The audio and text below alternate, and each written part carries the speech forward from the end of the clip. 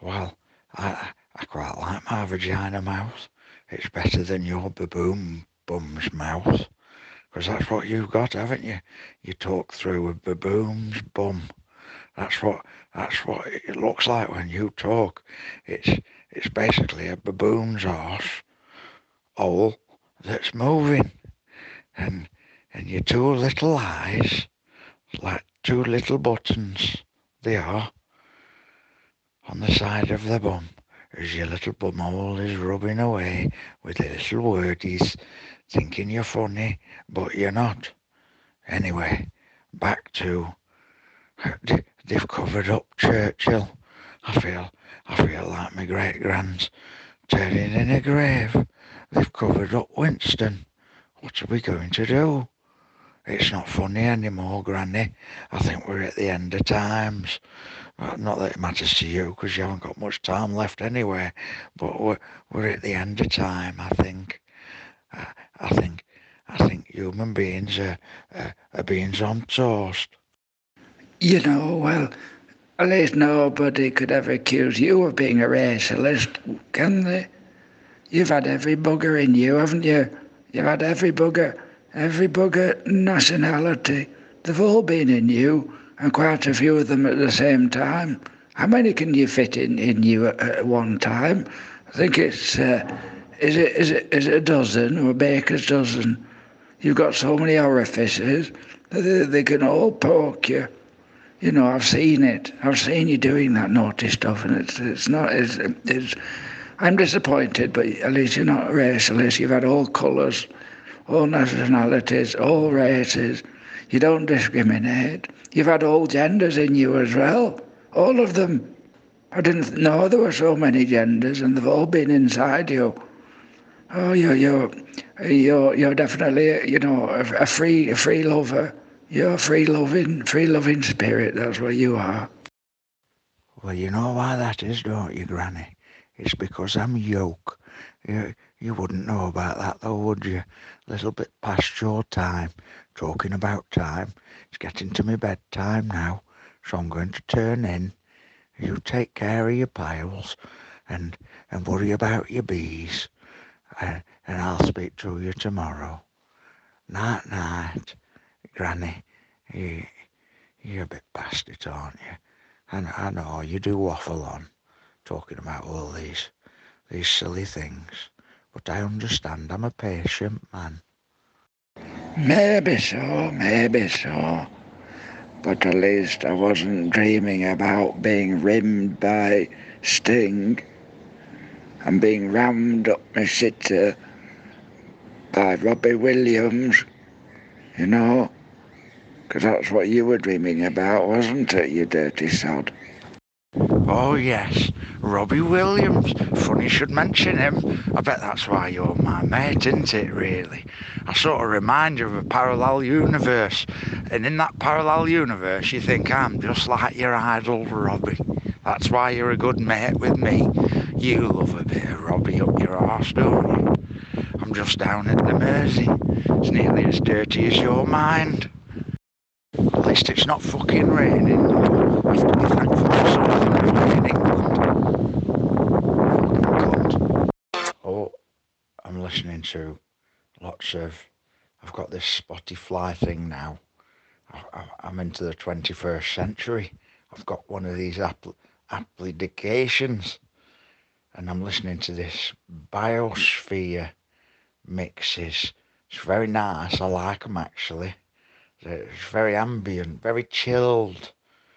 Keeps me nice and calm and sane, and it goes very nice with the rain. Oh, hello, Granny. Good morning. I've been for a little runny, little joggy woggy today. I went for, but it made me feel a little bit sick. It did. I drank a bottle of wine last night. I don't like to run when I've had a little tipple. I have to take it a little bit easy with the cherry blacks next time. And I mixed my drinks. I had a baby sham as well. Oh, but I'm still faster than you. Look, he's smelling your body. That's what he's doing. He's got his nose right in there, having a nice little, and he's twinkling it around, isn't he? Having a good smile at your arse, 'cause you're one of his disciples. He'd love to get his nose up there in his disciples' bums. Oh, lovely Nick Cave. The narcissist. Lovely fella. Oh, yes, I might be jobless, but at least I haven't had to leave the country, do a runner, live in exile, like Ronnie Biggs. No, I'm all right. I'm in lovely England. It's lovely today. Nice cool breeze. You're sweating your bags off, aren't you, over there? Living like a poor man on the run.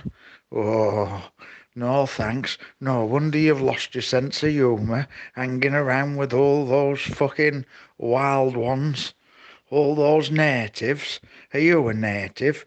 Do you take it from the natives? I bet you do. I bet that's why you're always walking those dogs, aren't you? I bet you meet 'em up in the hills. Oh, I know what you're up to over there. Nonce. Well, where was that taken? Is that when you're in that Eastern Europe block? Behind the Iron Curtain? I didn't know they all looked like that over there. I would have come and joined you if I knew. Kept that one quiet, didn't you? They're all worth one, they are, I tell you. That one in the red, she'd do me. Oh, I'd have a bit of fun with her, if I could get it to work. We're both getting old now, I know. Are you 50 yet? I can't remember. I'll be there soon, though, don't you worry, Gran. Don't you worry. I've got more of my posh beer now. I've got the good posh beer, so I can drink that while you're drinking special brew in the gutter with all the tramps, and you're giving them blowjobs just so you can get another can of special brew, because that's what you like, isn't it? You like your special brew. That's the only beer that you can drink now, isn't it? Because it's nice and sweet and strong, and you like that, don't you? Oh, yes. Oh, yes, there you are with all your cranky beer. But look what I found amongst it all. Thought you could hide it, didn't you? But there it is, Nick Cave's beer. That's how fucking sad you really are. You even buy his own beer. Oh, I don't know what to do with you. Sensitive little monkey boy. I thought I'd drop you a little message to see if you've been on your walkie-talkies. Do you walk backwards when you go to walk your dogs? Eh? Do you? Well, you're used to being backwards, aren't you? Everything's backwards. You take it backwards, you walk backwards, you are backwards. Oh, yes. Sensitive little monkey boy. What's happened to your fucking sense of humour? Unlike some lazy cunts I know, some of us have to fucking work. Not lying around on our arses all day doing fucking nothing. Some of us have to bloody work. You don't know what it's like. You've forgotten it, haven't you? You've forgotten what it's like. Because you just sit around the house wanking all day, don't you? That's what you do now. That's what you do, nothing else. Sit around the house wanking like a little prick with your little willy, little tiny willy, putting it into your vagina mouth. You fucking twat.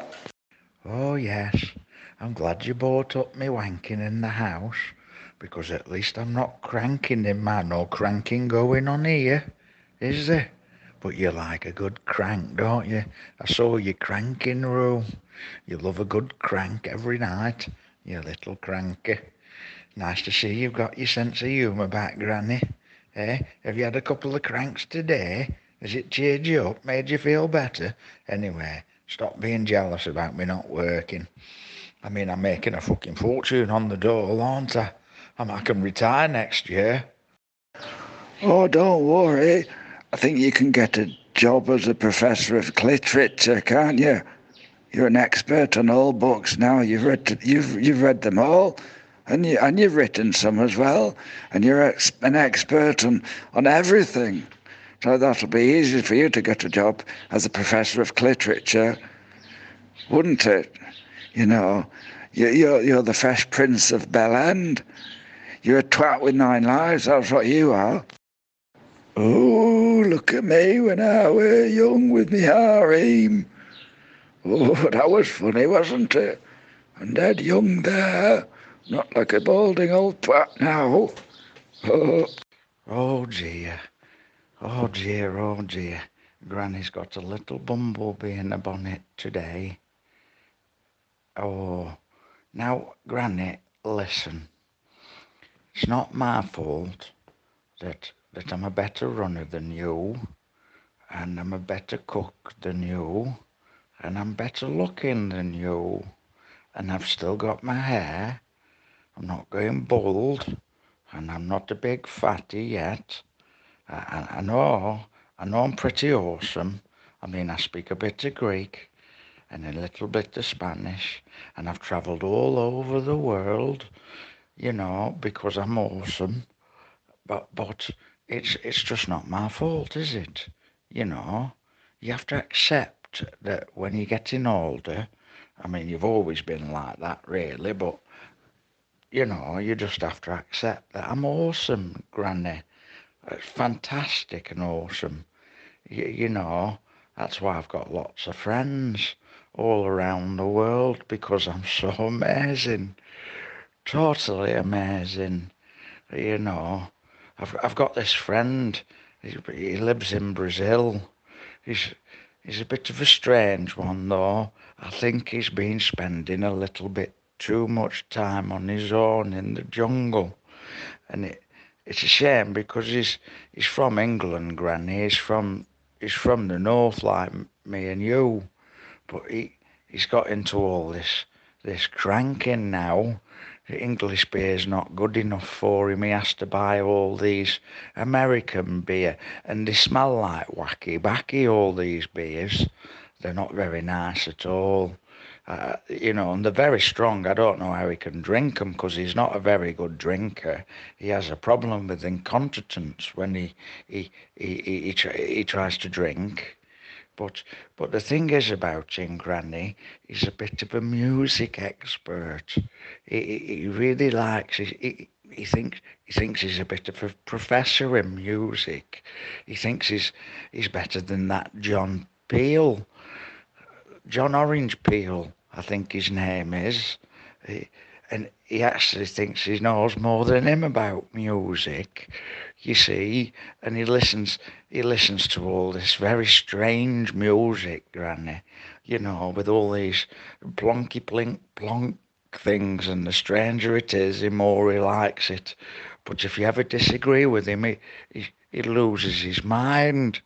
He loses the plot, so you have to be careful what you say to him. But he doesn't know much about music, really. He doesn't know anything about all the 80s greats, Wham, and Wet, Wet, Wet, and Rick Astley. He doesn't know much about those. He doesn't like them, you see. Doesn't think they have a nice melody and rhythm. So he listens to these bloke called Frank Zapping, Frank Zappa Dapper. I don't know, Granny. I saw a picture of him once. He looked like Charles Manson meets Jesus. I don't know. It's all bloody rubbish when I listen to it, but you have to be careful what you say to him. Because he's like you, Granny. He gets a bee in his bonnet very quickly. I think he's a little bit too isolated in the jungle, you see. But I tolerate him and his funny ways. I do tolerate him. He's a nice chap deep down. All right, Granny. I'm going to get on with my chili con carne now. It's nearly cut. It's had about 3 hours. I don't know how I'm going to pay my electric bill. See you later. Family, you say? Family. You want to know about my family. Okay. Well, families are for pussies. Because I'm a lone wolf. That's what I am. I am a lone wolf. I am a lone wolf. But have slept with many, many ladies. Many, many, many ladies.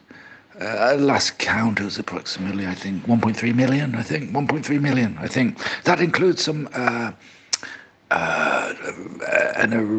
range of pre-op, mid-op, and post-op trans. But that doesn't worry me. That doesn't worry me. And while I'm talking about these kind of people, I would just like to mention something. I am a very close friend of Prince Andrew. I consider him a close friend. We have a lot in common, me and Prince Andrew. We were both in the military.